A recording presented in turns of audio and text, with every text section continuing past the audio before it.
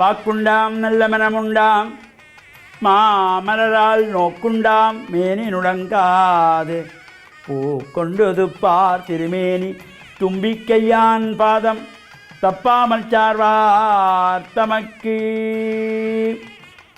ஓம் நமச்சிவாய. மேன்மைகள் சைவ நீதி விளங்குக உலகமெல்லாம். நோயற்ற வாழ்வே குறைவற்ற செல்வம். அந்த நோய் நொடிகள் இல்லாத வாழ்வு இந்த உலக மக்கள் எல்லோரும் வாழ வேண்டும் என்று கலியுகத்தின் காந்தமலை ஜோதியாகிய சபரிமலை சுவாமி ஐயப்பனுடைய திருவடிகளை சிறந்தாழ்த்தி டான் தமிழொலி ஓம் தொலைக்காட்சி நேயர்கள் அனைவருக்கும் சர்வதேச இந்து மத குருபீடம் அகில இலங்கை சபரிமலை ஸ்ரீ சாஸ்தாபுரத்தின் சார்பில் இனிய வணக்கங்களும் நல்லாசிகளும். என்றும் மங்களகரமான குரோதி வருஷம் பங்குனி மாதம் 8ஆம் நாள் 22/3/2025 சனிக்கிழமை. இன்று மலர்ந்திருக்கின்ற இன்றைய பொழுதும் நம் எல்லோருடைய வாழ்விலும் எல்லா விதமான சிறப்புகளும் வெற்றிகளும் கிடைக்க வேண்டும் என்று இறைவனை பிரார்த்தித்து, இன்று மந்தவாரம் என்கின்ற சனிக்கிழமை நாம் சனீஸ்வர பகவானை வழிபாடு செய்வது, சபரிமலை சுவாமி ஐயப்பனுடைய 18ஆம் படி பூஜை வழிபாடுகள் செய்வதற்கு ஒரு சிறப்பு. பொதுவாக இந்த சனிக்கிழமையிலே சுபகாரியங்கள் எதுவும் செய்யக்கூடாது. இது மந்தவாரம் என்று சொல்லப்படுவது. சனிக்கிழமையிலே உடலிலே எண்ணெய் தேய்த்து ஸ்நானம் செய்ய வேண்டும். இதைத்தான் தமிழ் மூதாட்டி ஔவையும் அழகாக சொன்னாள். சனி நீராடு. சனிக்கிழமையிலே எண்ணெய் ஸ்நானம் செய்கின்ற பொழுது எல்லா விதமான உடல் ரீதியான ரோகங்களை எல்லாவற்றை நீக்கி சனீஸ்வர பகவானுக்கு எள்ளெண்ணெய் தீபங்கள் ஏற்றி எள்ளு சாதம் நிவேதனமாக வைத்து பிரார்த்தனை செய்து அந்த எள்ளு சாதத்தை காக்கைக்கு உணவாக கொடுக்கின்ற பொழுதிலும் தெரிந்தும் தெரியாமலும் நாம் செய்த பாவங்கள் எல்லாம் விலகி நமக்கு வாழ்வில் உயர்வுகள் கிடைக்கின்ற வகையிலே இந்த சனிக்கிழமையிலே இந்த பிரார்த்தனைகளை நாம் செய்ய வேண்டும். இந்த பொதுவாக நடப்பது எல்லாமே நன்மைக்கு என்ற எண்ணம் நமக்கு வர வேண்டும். சில பேர் சொல்லிக்கொள்வார்கள், தவறுதலாக ஏதாவது நடந்தாலோ நல்லது நடந்தாலோ ஆகாதது நடந்தாலோ எல்லாம் அவன் செயல், நடப்பதெல்லாம் நல்லதுக்கு தானப்பா என்று சொல்லிக்கொள்வார்கள். அதை சிலர் ஏற்றுக்கொள்வார்கள், ஒரு சிலர் ஏற்றுக்கொள்ள மாட்டார்கள். நடப்பது எல்லாமே நன்மைக்கு என்று யார் எண்ணுகின்றார்களோ அவர்களுக்கு வாழ்வில் உயர்வுகள் கிடைக்கும். இது நடந்தாலும் நல்லதுக்குத்தான். நாம் நினைத்து எதுவும் நடக்கப் போவதில்லை, எல்லாம் இறைவன் செயல் என்ற நம்பிக்கை உடையவர்களுக்கு நடப்பது எல்லாமே நன்மையாக அமையக்கூடியது. அதனாலே தான் இந்த நடப்பது எல்லாம் நன்மைக்கு என்று கூறிக்கொள்வார்கள். ஒரு ஊரிலே ஒரு ராஜா. இந்த ராஜாவுக்கு ஒரு மந்திரி. அந்த ராஜாவுடைய அரண்மனையிலே இருக்கின்ற பணியாளர்கள் உட்பட மந்திரி உட்பட அனைவரும் சேர்ந்து ஒரு முடிவெடுத்து அந்த அரண்மனையிலே ஒரு பெரிய விழாவுக்கான ஏற்பாடு செய்கின்றார்கள். அவர் அந்த விழாக்கள் நடைபெறுவதற்குரிய ஏற்பாடுகள் நடைபெற்று கொண்டிருக்கின்ற பொழுது ஒரு நாள் இந்த மந்திரியானவர் காலதாமதமாகி அரண்மனைக்கு வருகிறார், அந்த அரச சபைக்கு வருகிறார், நேரம் கழித்து வருகிறார். அப்பொழுது இந்த ராஜாவுக்கு கோபம் வருகிறது. அரச சபையிலே ஒரு பொறுப்பான பதவியிலே இருக்கிற மந்திரி அந்த நேரத்துக்கு வரவில்லை, காலம் தாமதித்து வருகிறார் என்று சொல்லி கோபப்படுகிறார். அப்பொழுது இந்த மந்திரி சொல்லுகிறார், மன்னா மன்னித்துக் கொள்ளுங்கள், இன்று சற்று வேலை அதிகமாகிவிட்டது, அதனால தான் எனக்கு நேரத்துக்கு வர முடியவில்லை.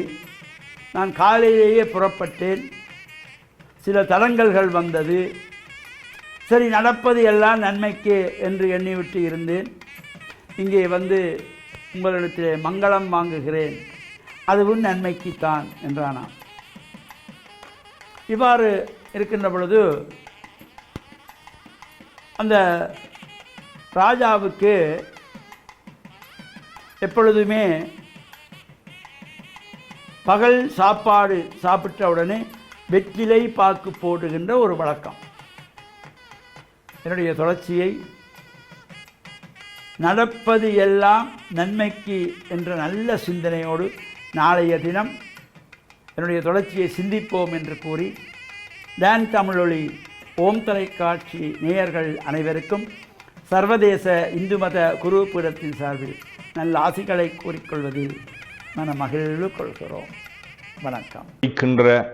பரிசேயர்கள், சட்ட வல்லுநர்கள் இவர்கள் இயேசுவை பார்த்து சொல்லுகின்றார்கள், இவர் பாவிகளோடும் வரி தண்டுவோரோடும் உணவருந்துகின்றார், உறவாடுகின்றார் என்று.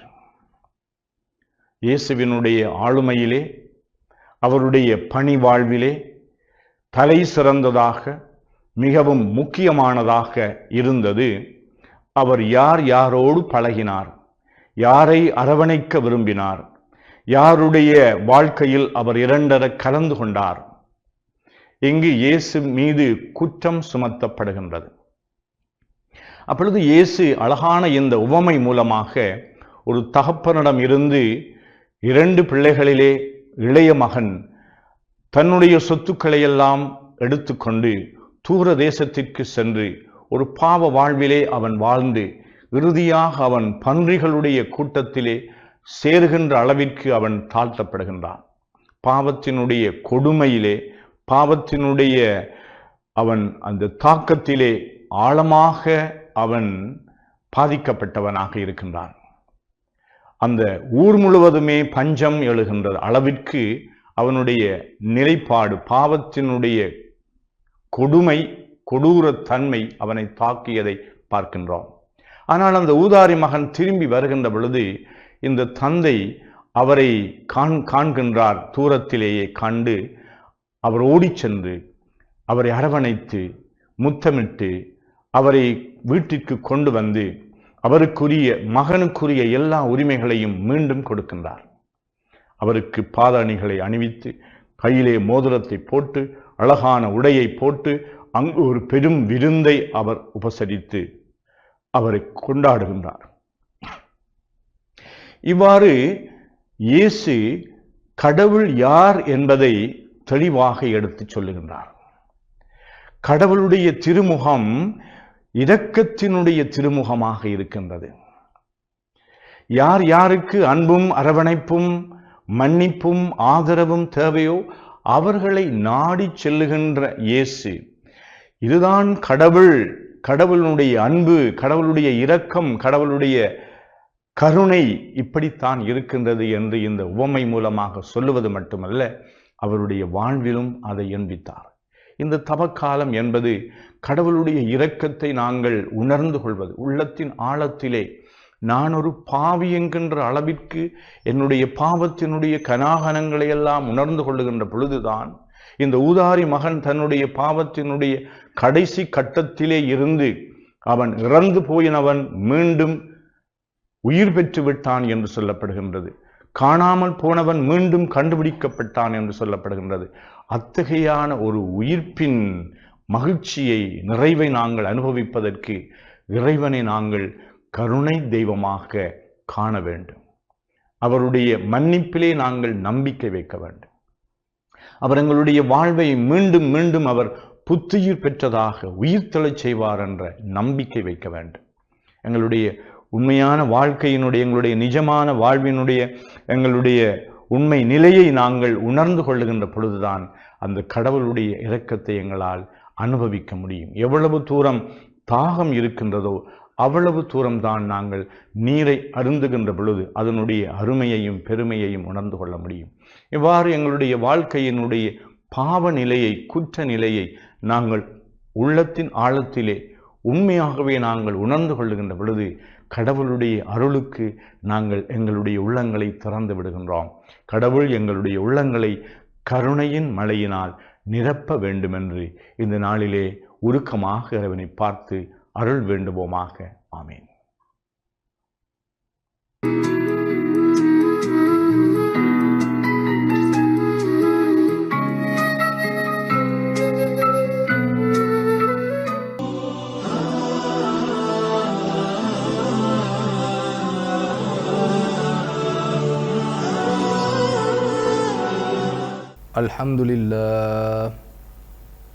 الحمد لله نحمده ونستعينه ونستغفره ونؤمن به ونتوكل عليه ونعوذ بالله من شرور أنفسنا ومن سيئات أعمالنا من يهد الله فلا مضل له ومن يضلل فلا هادي له فأعوذ بالله من الشيطان الرجيم بسم الله الرحمن الرحيم الذي خلق الموت والحياة ليبلوكم أيكم أحسن عملا وهو العزيز الغفور صدق الله العلي العظيم.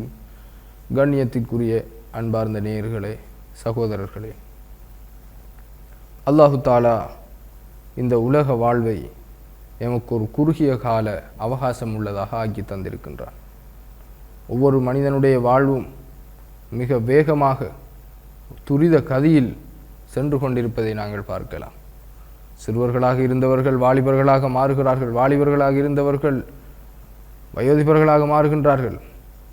குறுகிய காலத்திற்குள் இந்த வாழ்க்கை முடிந்து ஒவ்வொரு 10 வருடமும் கடக்கின்றது. அந்த 10 வருடத்திற்கு பின்னால் திரும்பி பார்த்தால் 10 வருடம் மிக வேகமாக சென்றிருப்பதை எல்லோரும் அளவலாவுவதை, கதைப்பதை, உரையாடுவதை நாங்கள் கண்கூடாக கண்டு கொண்டிருக்கின்றோம். ஏன்?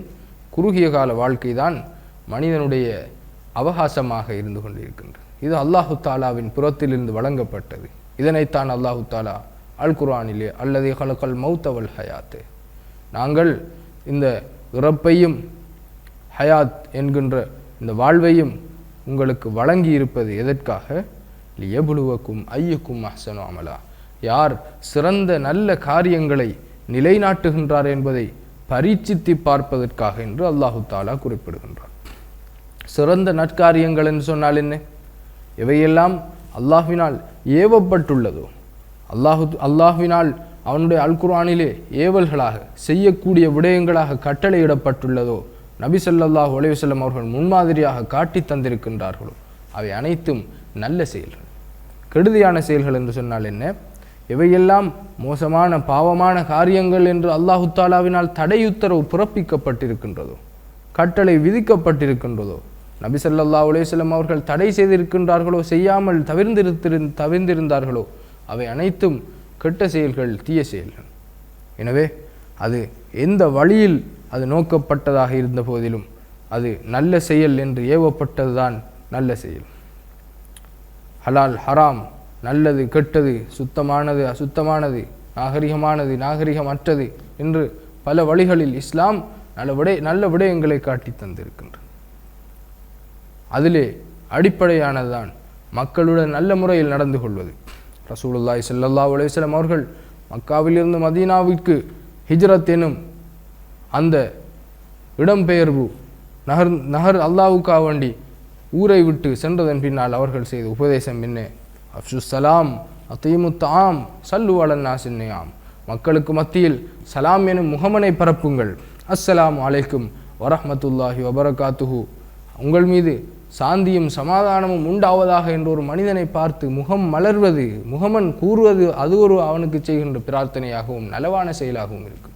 அத்தீமுத்தாம், மக்களுக்கு உணவளிப்பது, அவர்களை அல்லாஹுடன் தொடர்பாக்குவது, அவர்களுக்கு உணவளிப்பது அவர்களுக்கும் எங்களுக்கும் உடைய நல்லுறவை உண்டாக்குகின்றது. அதே போன்று சல்லு அலன்னாசின் ஆம், மக்கள் தூங்குகின்ற நேரத்தில் அவர்களுக்காக வேண்டி எழுந்து இறைவனிடத்தில் பாவ மன்னிப்பு தேடுவது இருக்கின்றதே, இதுவும் நல்ல செயலாக இருந்து கொண்டிருக்கின்றது.